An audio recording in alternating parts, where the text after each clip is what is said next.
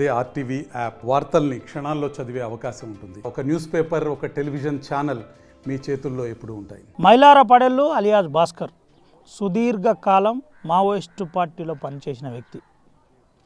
ఈ ప్రాంతంలో గంగన్న దళం నుంచి స్టార్ట్ అయిన తన ప్రస్థానం దండకారణ్యం వరకు వెళ్ళింది.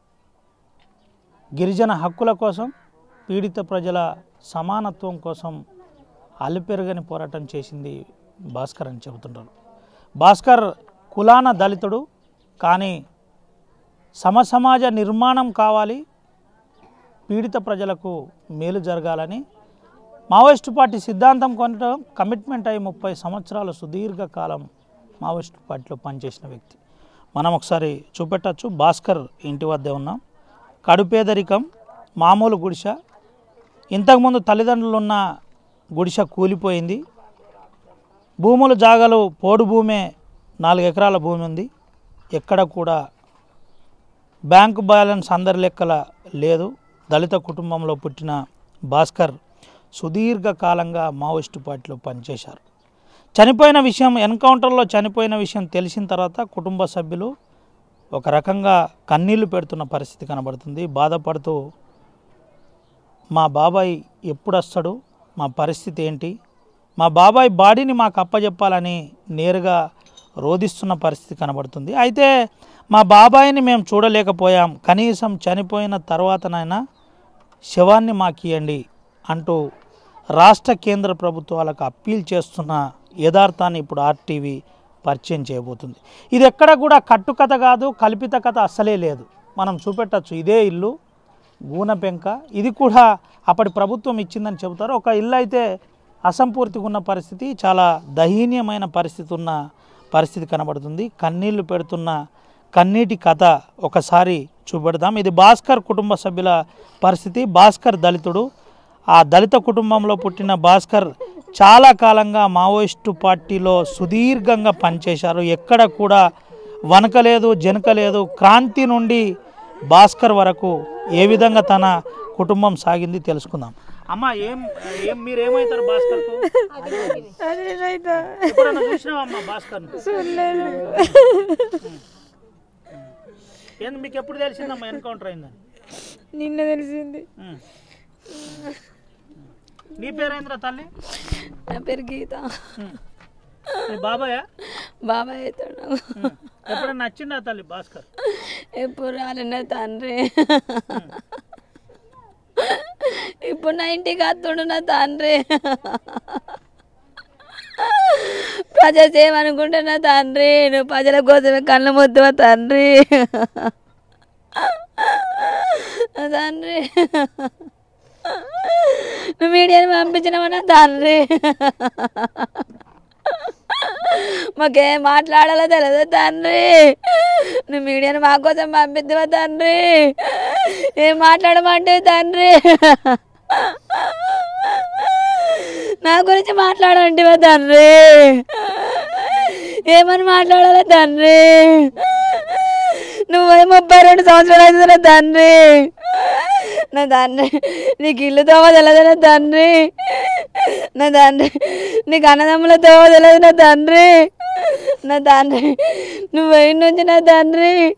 నా తండ్రి, నువ్వు ఇంటికి ఇవ్వలేవు నా తండ్రి. నా తండ్రి, నీ అన్నదమ్ముల పీసాలు నా తండ్రి. నా తండ్రి, అందరితో దోచుకొని తినలేరు నా తండ్రి.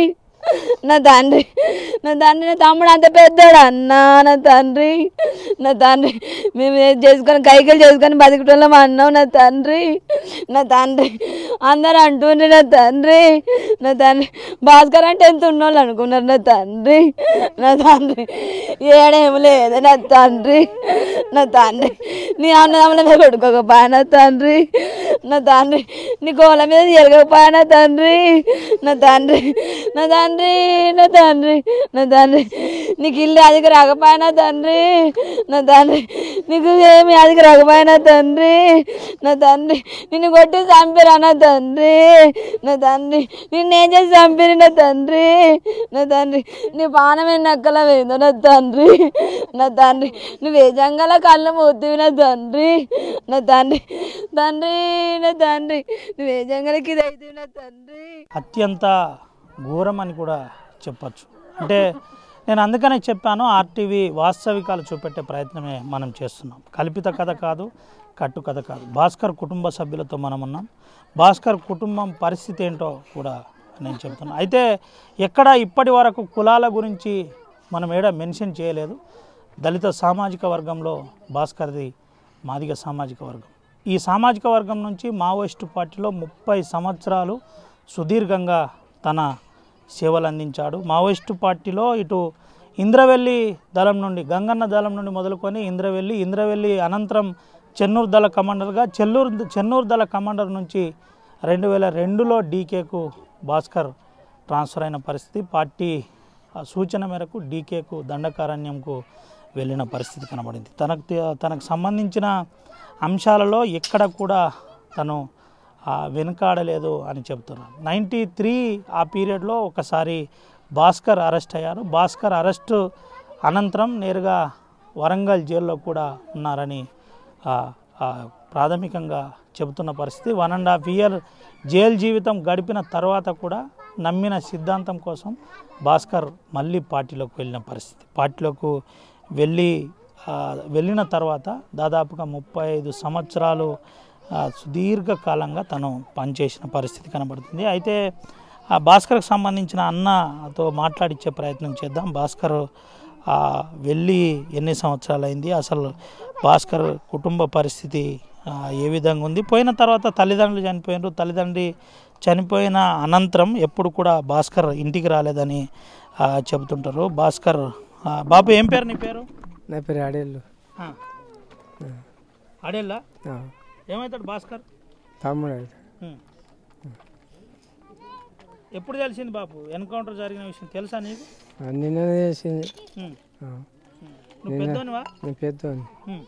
నిన్న తెలిసింది. నిన్న తెలంగానే మన 5:30 దాకా తెలిసింది. తెలంగాణ అరే ఇట్లా పనిగా ఇట్లనే మేము ఏడుకుంటూ ఒక గాడితో కారం చూసుకుంటే ఏదో భరిస్తారో ఏం చేస్తారో అని చచ్చిపోయిన కాడ ఒక చూస్తూ చూస్తున్నాం. అయ్యా బాబు ఎప్పుడన్నా భాస్కర్ మీతోటి అంటే ఈ 35 సంవత్సరాల వ్యవధిలో మీతో కలిసి ఎప్పుడు మాట్లాడలే, ఎప్పుడు కాలే, ఇంటికి వచ్చలేదు. మా తండ్రి చచ్చిపోయాడు, అమ్మాయి చచ్చిపోయింది, వాళ్ళు చచ్చిపోయిన రాలే, వాళ్ళు చచ్చిపోయినా కూడా రాలే. అప్పుడు మా బాబా ఉన్నప్పుడు అందులో పోయినప్పుడు మా తమ్ముడు అందులో పోయినప్పుడు మా అమ్మది చేతిర కొట్టిరు, మా బాబుది పురివార కొట్టిరు పోలీసులు. ఆ బియ్యం పప్పులను తీసి మన పప్పు కారము ఉప్పు అన్నీ కలిపి ఒకతడకు పోసి అంత కలిపి తొక్కిపోయారు. అవి జొన్నలు పిండి ఎంత గడకపొడి బిడకపొడి ఉంటా కారం మీద అన్నీ వేసిపోయారు. మళ్ళా అటు పోయినాక మళ్ళీ నన్ను 2 సార్లు రోకాలు ఎక్కించారు కాంగ్రెస్ ప్రభుత్వం ఉన్నప్పుడు. కొట్టారు నిజంగా 2 సార్లు రోకాలు ఎక్కించారు. ఇలా భక్తి చేసుకునే అప్పుడు భక్తి చేస్తుడు. ఇప్పటికి కూడా భక్తి చేస్తా కానీ భగవద్గీత చదువుకుంటా. భక్తి చేసుకునే ఆ చెప్పమారు కూడా ఆ షేర్పడి ఇప్పుడు జవారు మనుషులు వచ్చారు. ఇప్పుడు బాగా దిగానే ఉండే టీడీపీ ప్రభుత్వం కాంగ్రెస్ ప్రభుత్వం వచ్చారు. ఒకటి చేత పట్టి జీవులైతే రోగాలు లెక్కిచ్చారు. ఆ బాధకేయలేక మళ్ళీ గట్టి కిందికి 10 జీతం ఉండవు పోలీసుల బాధకే ఇట్లా జరిగింది. జరిగితే ఇప్పుడు చచ్చిపోయింది. బాబు ఎన్ని ఎకరాల భూమి ఉన్నది? మాకెంత సాగు చేసుకున్న భూములు అవి గిట్లని సాగు చేసుకొని బతికే భూములు దుబ్బాలు సబ్బలు రాళ్ళు రప్పాలు ఉన్నాయి. అంతే ఆన పడుతుంది, పంట లేకుండా లేదు. ఆయన భూములు అంతా చేసుకొని బతుకమంటే పోలీసుల బ్యాంక్ వారిపోయి 12 జీతం ఉన్నాయి. ఊరు వాళ్ళందరికీ గుర్తే పోలీసుల బ్యాంక్. బాబు మీ తమ్ముడు పెద్ద నాయకుడు, ఆ మావోయిస్టు పార్టీలో తెలంగాణ మెంబర్. ఏ నాయకు మనకు తెలియదు కానీ అందులో వేయింది మాత్రం మాకు గుర్తు. ఇక పేపర్కి వస్తేనే తెలుసుకోడు ఇట్లా ఇట్లా ఉన్నాడట, అటు పోయినాడు ఇటు అది చదువుకుంటే చెప్తే ఏమో ఉన్నాడు లేదా అందుకని మేము గిట్లా అనుకుంటే. లోకల్ పోలీసులు ఎవరన్నా మీకు ఫోన్ చేసిరా? వాళ్ళు చేయాలి లోకల్ వాళ్ళు చేయలే, పోలీసులు వాళ్ళు మాకు ఫోన్ చేయాలి. మేమే కాదు సెల్ ఫోన్లకు కావేమో ఎలుగుంటాయి సెల్ ఫోన్ అలా చూసినాం. చూసి అరే తమ్ముడేనా గుర్తుపట్టినావా చూసినావా? అది ఏర్పడలే వీళ్ళగా ఏర్పాటు చేసి మీ తమ్ముడే అనగానే అప్పుడు ఇక మన ఆడే పోలీస్ స్టేషన్ బస్టాండ్ పంట పోట్లు అంటేసారు కదా అట్లా అప్పుడు ఇప్పటికి కూడా అంటేసారు ఆడ అవి చూసి అప్పుడు కొంచెం అట్లనే కొడుతుందని అప్పుడు అనుకుని అతడే అనుకున్నాను అట్లా. ఇప్పుడు ఎవరన్నా పోయినరా మరి బాడీ కోసం తీసుకురానికి? పోయినరు 4-5 పోయినరు తీసుకొస్తామన్నారు. ఇలా నిన్న 11 గంటలు 12 వేయరు. ఇక ఆడికి బీజాపూర్ ఏరుకోదామన్నారు. పొద్దుగా ఫోన్ చేస్తే ఇక సాయి తాగుతాను ఇంకా సార్ దగ్గరికి పోలే వాటి రేపు పోలేమన్నారు. ఇక పోయినరా లేరా మాట్లాడరా అది తెలియదు. ఇక అత్తే పోమన్నట్టు చూస్తున్నాను. ఆఖరికి చచ్చిపోయినాక ఇంత ముఖం చూసి ఏదంత ఖర్చు చేద్దామని చూస్తున్నాను. అద్దకేం లేదు.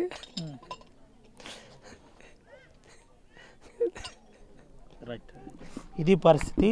మావోయిస్టు ఉద్యమంలో ఉన్న నాయకుల కుటుంబాల పరిస్థితి ఈ విధంగా ఉంది.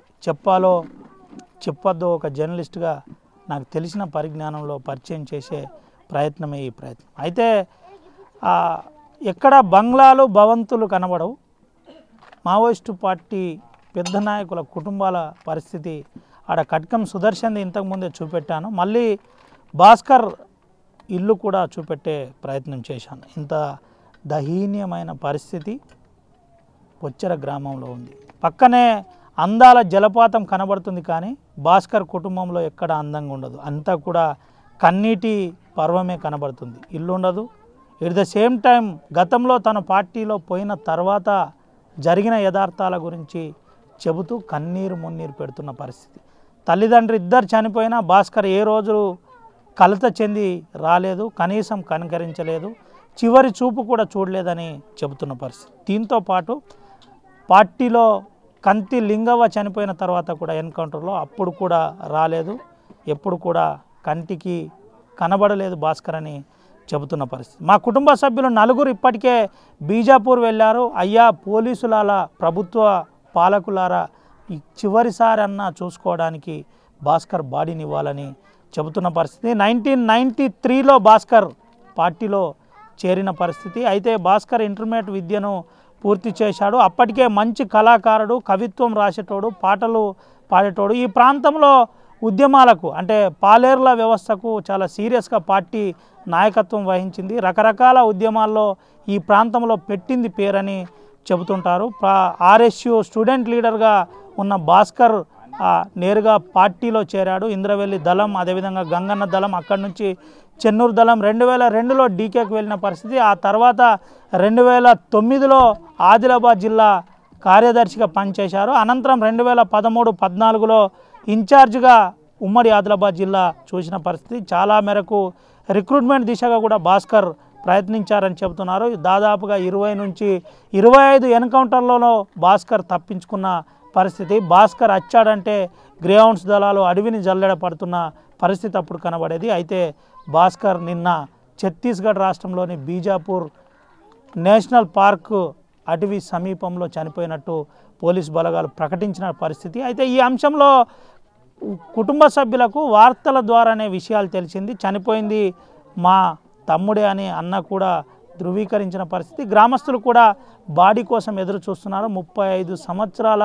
సుదీర్ఘ పోరాటం, పీడిత ప్రజల కోసం మా తమ్ముడు ప్రయత్నం చేశారు. వాళ్ళ కూతురు కూడా ఏడుస్తూ ఒకే విషయం చెప్పింది, ఎక్కడ నువ్వు రాలేదు, కనబడలేదు, మా గురించి ఆలోచించలేదు, 4 అన్నదమ్ముల గురించి ఎప్పుడు పట్టించుకోలేదు, మా పరిస్థితి ఏందో కూడా చూడలేదు, పీడిత ప్రజల కోసం యుద్ధం చేసి ఫైట్ చేసి విముక్తి కోసం ప్రయత్నం చేసిన నువ్వు ఈరోజు ప్రాణం లేకుండా ఈ గ్రామానికి మళ్ళీ తిరిగి వస్తున్నావా పెద్దనాన్న, నేనేం మాట్లాడాలని అందరినీ కన్నీళ్లు పెడుతున్న యథార్థం కన్నీటి పర్వతం చేస్తున్న పరిస్థితి కనబడుతుంది.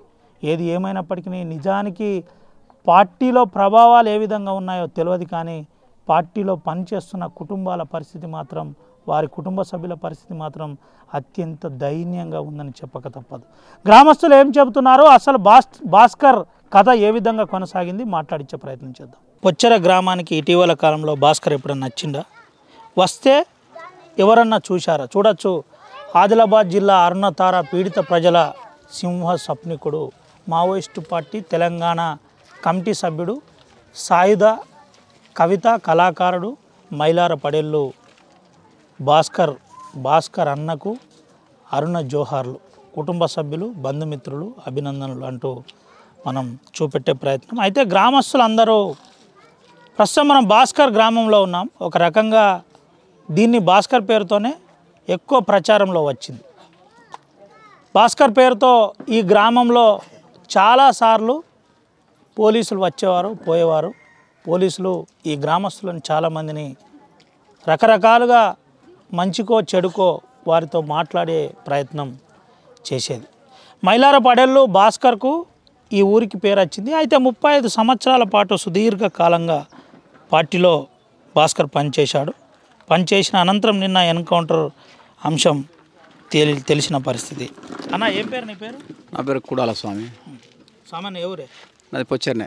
పొచ్చర. అవును. ఏం సంగతి? ఈ పొచ్చరను భాస్కర్ అన్న అంటేనే ఫస్ట్ తర్వాత బాగా ప్రచారం జరిగింది అంతేనా? అవును. విషయం ఏంటంటే గత 30 సంవత్సరాలకు పైబడిగా ఒకానొకప్పుడు పొచ్చర అంటేనే అగ్రకులాలకు ఆధిపత్యం కొనసాగుతున్న సందర్భంలో చెప్పులు చేతబట్టుకొని మా తాత ముత్తల కాడి నుంచి వెళ్ళి రుమాల్లో చేతులలో ముట్టుకొని సంకల పెట్టుకొని పోయేటువంటి చరిత్ర ఈ పొచ్చరలో ఉన్నది. అట్లాంటి ఒక నియంత పాలనను, అట్లాంటి పెత్తందారి వ్యవస్థను ఎదిరించడానికి ఇక్కడ పుట్టినటువంటి నక్సలిజం ఒక సూర్యం కమన రూపంలో దళం ఇక్కడికి రావడం, ఆ సందర్భంలో 89-90 ప్రాంతంలో భూపోరాటాలు జరగడం, ఆ భూపోరాటాల్లో అనేక మంది పెత్తందారులు అప్పుడున్నటువంటి పరిస్థితుల్లో ఆనాటి ఉన్నటువంటి పరిస్థితులలో అగ్రకుల రెడ్డిలు మా ఆడవాళ్ళను చేర్చడం లాంటివి జరిగినాయి. అట్లాంటి విషయాలు మా దృష్టిలో మాకు కనబడ్డాయి. అప్పుడు మేము అనుకునేది అప్పుడు చిన్నగా ఉన్నప్పుడు అరే ఇది ఎంతవరకు సమంజసం, మన గలీలకు వచ్చి మన మహిళలను ఒక చిన్న చూపడం అనేది కరెక్ట్ కాదని చెప్పేసి భావజాలంతో ఇక్కడ రంగప్రవేశం చేసినటువంటి సూర్యం దళానికి మేము అప్పుడు ఎంగేజ్లో ఉన్నప్పుడు మాలాంటి ఒక 10-20 మంది కలవడం, ఆ కలవడం ద్వారా దళాలు పొచ్చర గ్రామానికి రావడం.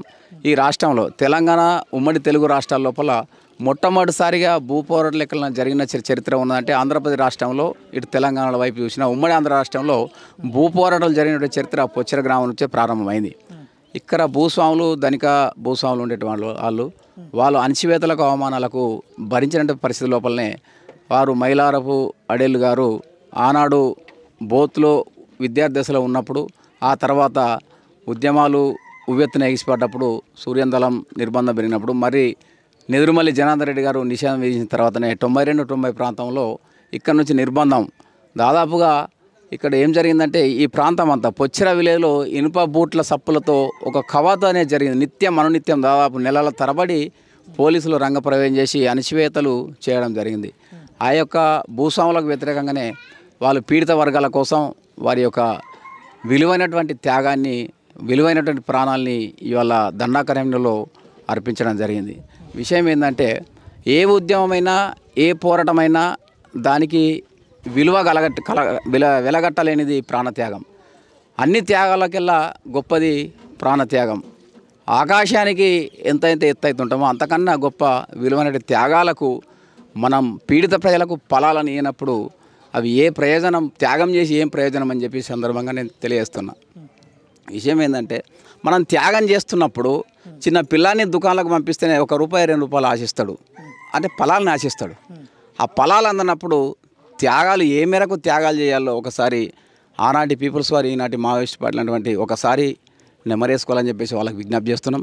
మేము వాళ్ళకు చెప్పంత సలహాలు ఇచ్చేంత గొప్ప మేధస్సు మాకేం లేదు. కానీ విషయం ఏంటంటే మన పక్కన ఉన్నటువంటి నేపాల్ దేశంలో ప్రచండ మావోయిస్టు భావజాలానికి పోరాడిడు, సాయుధ పోరాటం చేసిండు. అక్కడ ప్రచండ అనే నాయకుడు, గొప్ప నాయకుడు ఆయుధ ఓటు బ్యాలెట్ పేపర్ ద్వారానే ఎలక్షన్లో పాల్గొని రాజ్యాధికారం తీసుకురావడానికి అవకాశం ఏర్పడ్డది.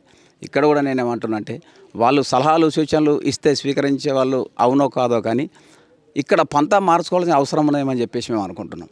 ఎందుకంటే ఇంత గొప్ప త్యాగాలు మరో జన్మ ఎత్తాలంటే ఆశమాశమచ్చట కాదు.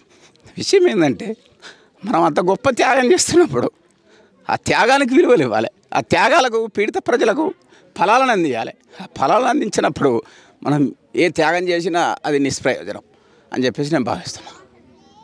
ఏంటన్నా అంటే భాస్కర్కి చివరిసారిగా మీరు కలిసిన రోజులు, మాట్లాడిన రోజులు ఏమన్నా ఉన్నాయి? మేము చివరిసారిగా నేను కూడా గత 29 సంవత్సరాల క్రితం, 30 సంవత్సరాల క్రితమే నేను కూడా సాయుధ పోరాటంలో భాగస్వామ్యమైన నిరంతరం ఇప్పుడు ప్రజాస్వామ్యబద్ధంగా మందకృష్ణ మాదిగ గారి నాయకత్వంలో పోరాటం చేస్తున్నాం. ఆ పోరాటంలో అనేక ఫలాలను ప్రజలకు అందించడం జరిగింది. అంటే పోరాటం చేస్తున్నప్పుడు ఆ పోరాట ఫలాలు ప్రజలకు అందాలి. ప్రజలకు అందినప్పుడే ఆ పోరాటానికి విలువ ఉంటుంది, మనుషులకు విలువ ఉంటుంది. ఇవాళ కగారు పేరుతో కేంద్రం ప్రభుత్వం ఇవాళ బీజేపీ కావచ్చు, రేపు కాంగ్రెస్ కావచ్చు, మారణ హోమం అనేది జరుగుతున్నది. పెట్టుబడిదారీ శ్రామిక వర్గాలకు వ్యతిరేకంగా పోరాటం చేస్తున్న మావోయిస్టు పార్టీ వాళ్లకు కట్టుదిట్టమైనటువంటి ఏ ప్రభుత్వాలైనా ఏ పాలక వర్గాలైనా పెట్టుబడిదారీ వ్యవస్థనే కొనసాగిస్తాయి, వాళ్ళకు అండగానే ఉంటాయి తప్పితే పీడిత ప్రజలకు దోపిడీకి గురయ్యే వర్గాలకు ఏమాత్రం అండగా ఉండని చెప్పేసి ఈ సందర్భంగా నేను చెప్తున్నా. ఎందుకంటే అంబేద్కర్ ఐడియాలజీ, ఆయన ఆలోచన విధానం బ్యాలెట్ యుద్ధం. మావోయిస్టు ఎంచుకున్నది బుల్లెట్ యుద్ధమే, అధికారం కోసమే యుద్ధం. పీడిత వర్గాల కోసం సాయుధ పోరాటం ద్వారానే, తుపాకీ గుట్టం ద్వారానే రాజ్యాధికారం సాధించవచ్చు, సిద్ధిస్తుందని చెప్పేసి మార్క్సిజం లెనినిజం మావో ఆలోచన విధానం ఎట్లయితే ఆ సిద్ధాంతాన్ని ఆచరిస్తున్నారో మేము కూడా ఒక అంబేద్కర్ ఐడియాలజీగా అంబేద్కర్ చెప్పినటువంటి రాజ్యాంగం ప్రకారం ఓటు అనే ఆయుధం ద్వారా మేము వాళ్ళకు విజ్ఞప్తి చేస్తున్నాం.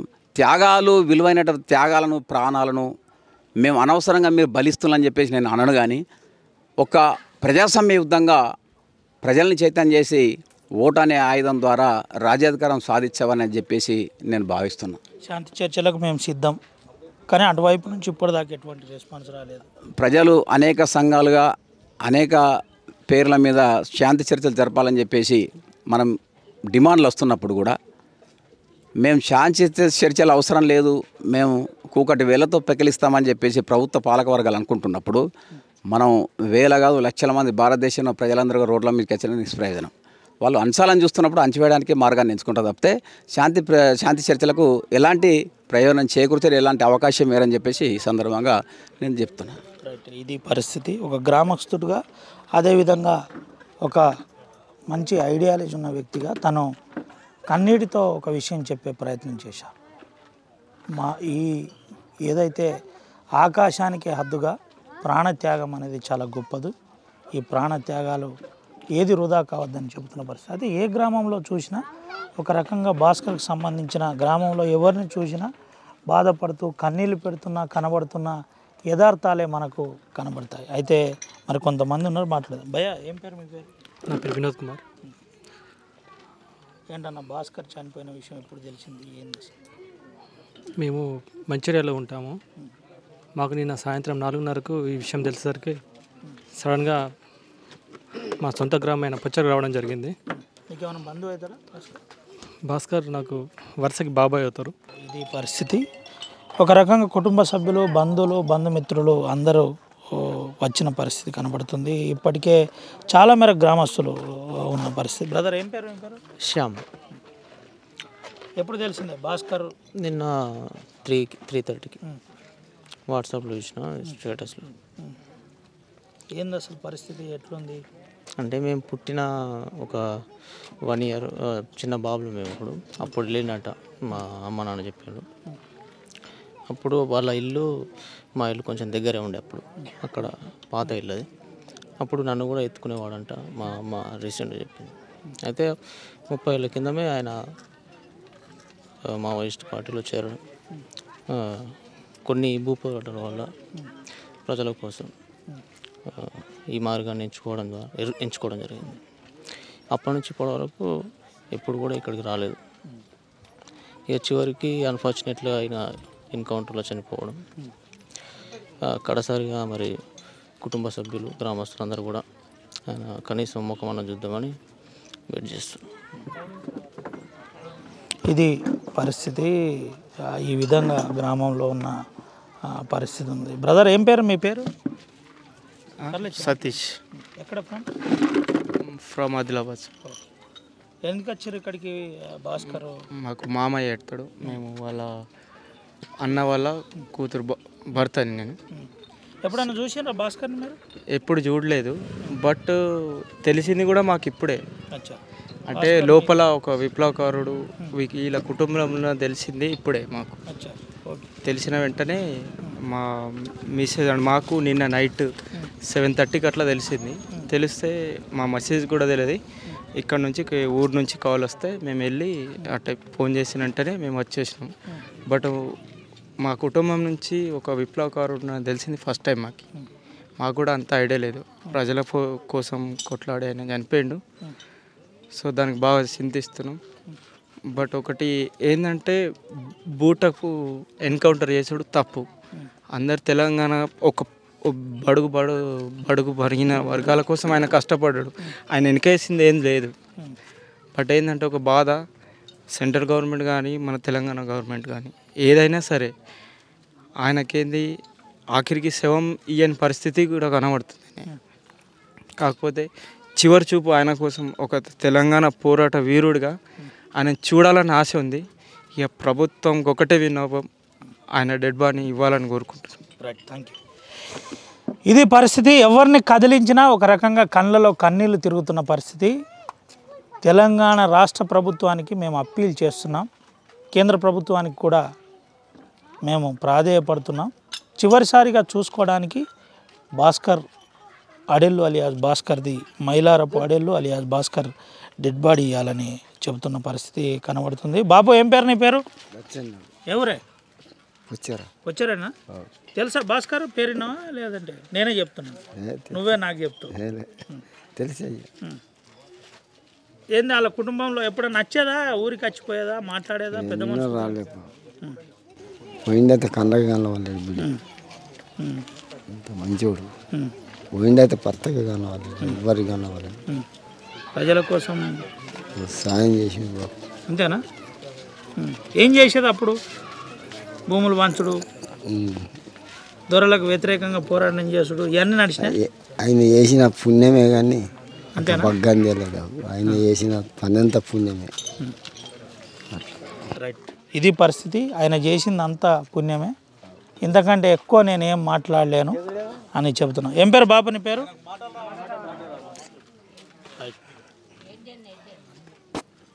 చూసినా, ఇది పరిస్థితి. చేతితోటి సైగలు చేస్తున్న పరిస్థితి, దండం పెడుతున్న పరిస్థితి కనబడుతుంది. ఆయన మూగోడు అయినప్పటికీ అటు ఫోటోకు చూపెట్టి దండం పెడుతున్న పరిస్థితి కనబడుతుంది. అయితే ఆ గ్రామంలో ఈ పరిస్థితి పొచ్చెర గ్రామంలో ఉంది. పొచ్చెర గ్రామంలో చాలా మేరకు తనతో పాటు కలిసి పనిచేసిన వారు కూడా ఉన్నారని చెప్పుకోవచ్చు. అయితే ఇది మనం ప్రస్తుతం దళితవాడలో ఉన్నాం. అంటే పొచ్చెర గ్రామంలో ఒక వాడ పేరు నేను చెప్పను, ఒక జర్నలిస్ట్గా దీన్ని నేను వ్యతిరేకిస్తున్నాను. నాకు అందరూ సమానమే. కానీ వాళ్ళ పరిస్థితి మళ్ళీ గుర్తు చేస్తున్నాను. అత్యంత దయనీయంగా కనబడుతున్న పరిస్థితి కనబడుతుంది. తనతో కలిసి పనిచేసిన వ్యక్తులు కొంతమంది, అంటే అంతకంటే సీనియర్లు కూడా కొంతమంది పార్టీలో గతంలో పనిచేశారు. అజయ్ గారు ఉన్నారు, మనతో పాటు అన్న ఉన్నాడు. ఒకసారి మాట్లాడు అన్న, ఏంటి పరిస్థితి, ఎట్లా చూడవచ్చు? అంటే భారతదేశంలో బీజేపీ ప్రభుత్వం వచ్చిన తర్వాత ఒక క్రూరమైన నిర్బంధాన్ని కొనసాగిస్తున్నది. నక్సలిజం అనేది ఏందనంటే దేశవ్యాప్తంగా ఉన్న ఇంటలెక్చువల్స్ కానీ గతంలో ఉన్న ప్రభుత్వాలు కానీ దీన్ని ఆర్థిక, రాజకీయ, సామాజిక కోణం నుండి గ్రహించిండ్రు. ఇంతో కొంత ఏందనంటే సమస్య వచ్చినప్పుడు దాన్ని పరిష్కరించుకోవడం కొరకు ప్రయత్నం చేసిండ్రు. కానీ బీజేపీ గవర్నమెంట్ ఏదైతే అధికారం లోపలికి వచ్చిందో ఒక కగార్ అంటే ఒడ్డు దగ్గర ఉన్నాం, ఇక దగ్గర ఉన్నామనే పేరుతోని పెట్టేసి భారతదేశం లోపల మావోయిజం ముక్త్ భారత్ అనేది అమిత్ షా మోడీ అనేది ఒక డెడ్ లైన్ పెట్టిండు. 2026 మార్చి 21 డెడ్ లైన్ పెట్టిండు. ఇది దుర్మార్గమైన చర్య. భారతదేశం లోపల అనేక మంది పేదలు ఉన్నారు, అదేవిధంగా భూమి లేని వాళ్ళు ఉన్నారు, ఉద్యోగాలు లేని వాళ్ళు ఉన్నారు. ఈ పేదరికాన్ని నిర్మూలించడం కొరకు భారత రాజ్యాంగం మీద ప్రమాణం చేసిన వాళ్ళు పనిచేయాలి. కానీ దానికి విరుద్ధంగా కార్పొరేట్ శక్తుల కొరకు ఒక వామపక్ష భావజాలమే ఉండద్దనేది ఒక డెడ్ లైన్ పెట్టి పనిచేయడం అనేది ఇది ఒక మూర్ఖమైన చర్యగా మేము భావిస్తున్నాం. అదేవిధంగా చర్చలు జరపాలి, ఈ నరమేధాన్ని ఆపాలి.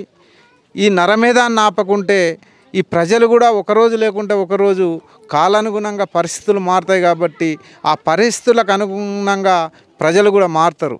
ఇవాళ మోడీ ఉండొచ్చు, అమిత్ షా ఉండొచ్చు, రేపు ఇంకొకటి ఉండొచ్చు. ఇవాళ భారతదేశం లోపల అడవి ప్రాంతం లోపల ఉన్న పీసా చట్టం కానీ 170 చట్టం కానీ ఆర్టికల్ 56 చట్టాలు కానీ ఈ రాజ్యాంగంలో మనము రాసుకున్న చట్టాలు. ఈ రాజ్యాంగాన్ని అమలు చేస్తామని చెప్పి పార్లమెంటులో కానీ అసెంబ్లీలో కానీ రాజకీయ నాయకులు ప్రమాణం చేసి రాజ్యాంగం మీద ప్రమాణం చేసి అధికారం లోపలికి ఎక్కి ఇలాంటి దుర్మార్గమైన చర్యకు పాల్పడడం అనేది సరైనది కాదు. భారతదేశంలో ఒక రాజ్యాంగం బాబాసాహెబ్ అంబేద్కర్ రాసిన రాజ్యాంగాన్ని అమలు చేయాలని చెప్పి ఇవాళ మావోయిస్టు పార్టీ కొట్లాడుతున్నది తప్ప వాళ్ళ వ్యక్తిగత ప్రయోజనం లేదు. అదేవిధంగా వాళ్ళేదో ఆస్తులు కూడా కట్టుకోవడమో ఇంకేదో చేసుకోవడానికి కూడా వాళ్ళు చనిపోతలేరు. ఈ ప్రజల కొరకు, వాళ్ళ ప్రజల హక్కుల కొరకు, రాజ్యాంగం లోపల ఉన్న హక్కుల కొరకు, రాజ్యాంగం లోపల ఆర్టికల్ 21 ఏదైతున్నదో ఒక మనిషి చంపకుండా ఎవరు కూడా అణచివేతకు కానీ కులాముల విషయంలో కానీ అన్ని విషయాల్లో ఒక సమానత్వం ఉండాలనే చెప్పే వాళ్ళు కొట్లాడుతున్నారు.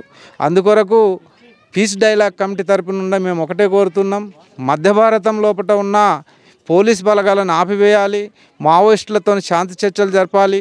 దీని కొరకు రాష్ట్రంలో కానీ దేశవ్యాప్తంగా కానీ 300 ఇంటలెక్చువల్స్ కలిసి ఒక కేంద్ర ప్రభుత్వానికి, రాష్ట్ర ప్రభుత్వాలకు, సీఎంలకు కూడా లెటర్లు ఇవ్వడం జరిగింది.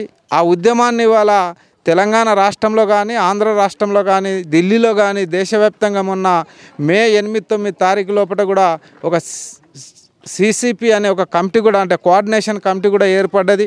అందుకొరకు ప్రభుత్వం వెంటనే దీన్ని ఆర్థిక, రాజకీయ, సామాజిక కోణం నుండి దృష్టి సారించి మావోయిస్టులతో చర్చలు చేసి ఈ సమస్యని పరిష్కరించాలి. ఆదివాసుల హక్కులు ఏ అవుతున్నాయో వాళ్ళ హక్కులకు భంగం కలిగించకుండా ఆ ప్రాంతంలో ఉన్న మిలిటరీ దళాలను కూడా వెనక్కి తీసుకోవాలని చెప్పి పీస్ డైలాగ్ కమిటీని నేను డిమాండ్ చేస్తున్నాను. ఇది పరిస్థితి. శాంతి చర్చలు జరపాలని. బాబు ఏం పేరు మీ పేరు? మధ్యలో అడేళ్ళు. నేను పక్క ఊరు మాది. మీరు కూడా స్టేట్ కమిటీ మెంబర్ మహారాష్ట్ర చేసినారు. అయితే చదువుకునే రోజుల లోపల మాకు భాస్కర్ తెలుసు. మేము సీనియరు, ఆయన మాకు జూనియరు. అప్పటి నుంచి పరిచయము. ఆయన పార్టీలోకి వెళ్ళిపోయాక ఇప్పుడు ప్రస్తుతము ఆయన ఇక్కడ ఆదిలాబాద్ జిల్లాలో ప్రారంభమైనటువంటి ఆయన ప్రస్థానం దండకారణ్యం వరకు చేరుకుంది.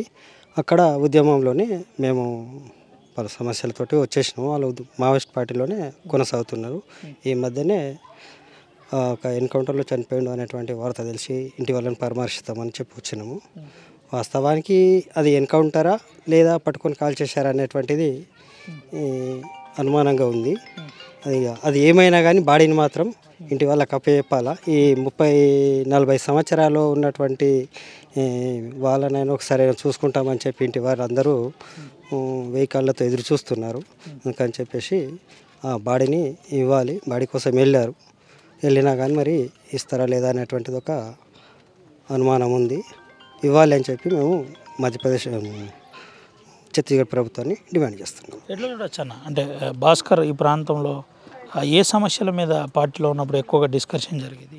ఇక్కడ అంటే పార్టీలో ఆయన వేరే చోటు, మేము వేరే చోటు పనిచేసినప్పటికీ ఆయన ప్రత్యక్షంగా పార్టీలోకి రిక్రూట్ అయిన తర్వాత నాకు పరిచయం లేదు. కాకపోతే పార్టీలు అయినా కానీ ఇక్కడ ఉన్నటువంటి ఆర్ఎస్యు విద్యార్థుల సమస్య పైన కాలేజీలో ఉన్నప్పుడు, హై స్కూల్లో ఉన్నప్పుడు ఆ ప్రభావంలో చాలానే యాక్టివ్గా ఉండేవాడు. మళ్ళీ తర్వాత విలేజ్లో కూడా 60 ఏళ్ళు తో లింకులో ఉండి ఇక్కడ విద్యార్థుల అంటే గ్రామీణ రైతుల సమస్యలపైన వాటిపైన కానీ చేయడం, మళ్ళీ ఇట్లా చేస్తూ అదే ప్రభావంతో మళ్ళీ పార్టీలోకి రిక్రూట్ అయ్యాడు. ఇది పరిస్థితి. ఇటు రైతు కూలీ సంఘంతో తనకు అనుబంధం ఏర్పడింది. సమస్యల మీద ఫైట్ చేసే వ్యవస్థ స్టార్ట్ అయింది. దాని తర్వాత క్రమక్రమంగా అది కాస్త మావోయిస్టు పార్టీ రిక్రూట్మెంట్ దిశగా పోయిన పరిస్థితి. ఏం పేరు అమ్మ? నీ పేరేంది? అలేదమ్మా నమ్మకు చెప్పు. ఏం పేరు నీ పేరు? అడెల్లా. ఏమవుతాడు భాస్కర్? తమ్ముడు అవుతాడు. ఎప్పుడు తెలిసిందమ్మా చనిపోయిందని ఎన్కౌంటర్? మాకు రాత్రి నిన్న తెలిసింది. ఏ ఊరు? వచ్చారనేనా? ఎప్పుడైనా వచ్చేదా భాస్కర్? రాలేడు పోయిందే గుర్త. మళ్ళా ఇంటికి తిరిగి రాలే. మావోయిస్టు పార్టీలో పోయిన తర్వాత భాస్కర్ ఏం చేసిండు ఈ ఊరి కోసం? ఏం చేయలేడు, చేసిండు. అందరు బతుకుతారని పోయిండు, అందరి కోసం పోయిండు.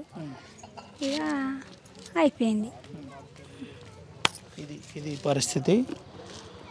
పీడిత ప్రజల కోసం పార్టీలో చేరిన అనంతరం మళ్ళీ శవమయ్యే ఇంటికి వస్తున్నానని చెప్పే ప్రయత్నం చేస్తుంది. అయితే భాస్కర్కి సంబంధించిన అంశంలో ఒకసారి చూసినట్టు కనుకైతే 1993 నుంచి పార్టీలో నేరుగా రిక్రూట్మెంట్ జరిగింది. రిక్రూట్మెంట్ తర్వాత అటు 2002కు డీకేకు ట్రాన్స్ఫర్ అయిన పరిస్థితి. అంటే పార్టీ అధినాయకత్వం ఆదేశాల మేరకు దండకారణ్యం స్పెషల్గా నేరుగా వెళ్ళిన పరిస్థితి కనబడుతుంది. అయితే ఎటు చూసినా పెద్ద మనుషులు ఒకసారి చూపెట్టచ్చు ఆ కార్యక్రమంలో వచ్చిపోతున్న పరిస్థితి. భాస్కర్ను చివరిసారిగా చూస్తామని అనుకుంటున్న పరిస్థితి కనబడుతుంది. ఇదంతా కూడా పొచ్చెర గ్రామంలో తాజా పరిస్థితి ఆర్టీవీ ఎక్స్క్లూజివ్గా చూపెట్టే ప్రయత్నం చేస్తున్నాం. చాలామంది వచ్చిపోతున్నారు, చూస్తున్నారు. ఇప్పటికే బాడీ ఛత్తీస్గఢ్ ప్రభుత్వం ఇవ్వాలని చెబుతున్న పరిస్థితి. చివరిసారిగా కుటుంబ సభ్యుల కోసమైనా ఇవ్వాలి, మేము ఇక్కడ బాడీ ఇవ్వడం వల్ల అదేవిధంగా బాడీ అంత్యక్రియల వల్ల ఎటువంటి హాని జరగదు. ఇది తెలంగాణ రాష్ట్ర ప్రభుత్వం కూడా ఒకసారి ఆలోచించాలి. ఆలోచించి 35 సంవత్సరాల క్రితం పోయిన మా పెద్దనాన్న బాడీని మాకు ఇవ్వాలని కన్నీటితో అప్పీల్ చేస్తున్న పరిస్థితి కనబడుతుంది. ఏది ఏమైనప్పటికీ భాస్కర్ కథ నిన్నటితో బీజాపూర్ జిల్లా నేషనల్ పార్క్ అటవీ సమీపంలో ముగిసింది. ఇంకా ఆదిలాబాద్ జిల్లా అయితే ఒకవేళ ఛత్తీస్గఢ్లో కానీ తెలంగాణలో ఎక్కడైనా తెలుగు రాష్ట్రాల్లో ఎక్కడైనా ఎన్కౌంటర్ జరిగితే ముఖ్యంగా ఆదిలాబాద్ జిల్లాకు ఎక్కడో కాడ ఆ కన్నీటి శోకం కనబడుతుంది. అటు బెల్లంపల్లి, అంతకుముందు ఇటు బోతు, ఈరోజు పొచ్చెర, మరో రోజు ఎక్కడో అన్న కోణంలో ఈ విధంగా కనబడుతున్న పరిస్థితి. ఒకసారి తనకు ఇంటి దగ్గరే ఉన్నాను. ఇతడు బాప ఏం పేరు? నీ పేరు? రమణయ్య. భాస్కర్ తెలుసా నీకు? తెలుసు. ఆయన ఇక్కడ నుండి 93, 94లో పీపుల్స్ పార్టీలో చేరిండు. ఇక్కడ ఉద్యమం ఆయన జీవితమే 33 సంవత్సరాలు పార్టీ కొరకు త్యాగం చేసి ప్రజల కొరకు అనవర్గిన వర్గాల కొరకు పాటుపడి ఇలా అకాల మరణం చెంది ఇది బూటక ఎన్కౌంటర్ అని నేను నమ్ముతున్నా. ఈ అమిత్ షా, మోదీలు ఈ పీపుల్స్ వారిని 2000 కగారు 26 వరకు అంతం చేయాలని ఒక పంతన బట్టి అనిల్ అంబానీ, అదానీల కొరకు ఇది చేస్తుందని మేము అనుకుంటున్నాం. ఈ బూటక ఎన్కౌంటర్లు ఆపాలని, పీపుల్స్ వారితోటి చర్చలు జరపాలని మేము కోరుతున్నాం. భాస్కర్ని చివరిసారిగా ఎప్పుడు చూసాను? నేను పోయిన నుంచి ఇప్పటి వరకు చూడలే. ఈ ప్రాంత భాస్కర్ అంశంలో భాస్కర్ అంటే ఇప్పుడు భాస్కరు ఆర్ఎస్లో పనిచేశారు. దాదాపు మా బౌద్ధలంలో రిక్రూట్ అయినప్పుడు మా బౌద్ధలం వచ్చింది. మా ఊరు కూడా నక్సలైట్ ప్రభావిత ప్రాంతాలే. ఇక నాకు కూడా ఒకసారి 2 సార్లు దళంలో మా ఊరికి కూడా వచ్చారు, కలిశారు. చాలా క్రమశిక్షణతో ఒక ఆర్ఎస్ విద్యార్థి నుంచి ఒక 34 సంవత్సరాల కంటే ముందు ఒక పసిబాలుడుగా గ్రామాల నుండి ఒక రాష్ట్ర స్థాయికి ఎదిగిన ఒక గొప్ప నాయకుడు భాస్కర్. అంటే మా బోధ్ తాలూకులకు మంచి పేరుంది. ఆయన అంటే అందరు అభిమానించేవారు. ఈ గ్రామాల నుంచితో పాటు ఆయనతో చాలామంది ఉద్యమాలకు వెళ్ళిపోయిన తర్వాత కూడా తన సహచరులు కొందరు లొంగిపోయినా, మరికొందరు అమరులైన కూడా ఆయన ఏనాడు కూడా అడుగు వేయకుండా చాలా సందర్భాలు వచ్చారు. ఇక మొన్న కరోనా టైంలో కూడా జిల్లాలో పర్యటించినప్పుడు కూడా అతను లొంగిపోతారని పెట్టేసి పోలీసు వాళ్ళు ప్రసారం కూడా చేశారు. కుటుంబ సభ్యులను కానీ, ఆయనకు పరిచయం ఉన్న పాత మిత్రులతో కానీ, అతనికి ఉన్న జర్నలిస్టులతో కానీ సంప్రదింపులు చేస్తే ఆయన వస్తే లొంగిపోవడానికి కూడా మిలియన్తో ప్రయత్నం చేయండి పెట్టేసి చేశారు. కానీ ఆయన ప్రభుత్వం చెప్పే పాలకులు చెప్పే దానికి కూడా లొంగకుండా చివరి వరకు తాను నమ్మిన సిద్ధాంతం కోసం ఆయన అమరుడు అయ్యిండు. ఆయన ఆశయం చాలా గొప్పది. ఆయన నమ్మిన సిద్ధాంతం కోసం చివరి వరకు కూడా ఆయన త్యాగాన్ని మనం వేలకట్టలేదు. ప్రభుత్వం కూడా ఒక నేను జర్నలిస్టుగా ఏం చెప్తున్నా, ప్రభుత్వం కూడా కేంద్ర ప్రభుత్వం కూడా ఆలోచించాలి.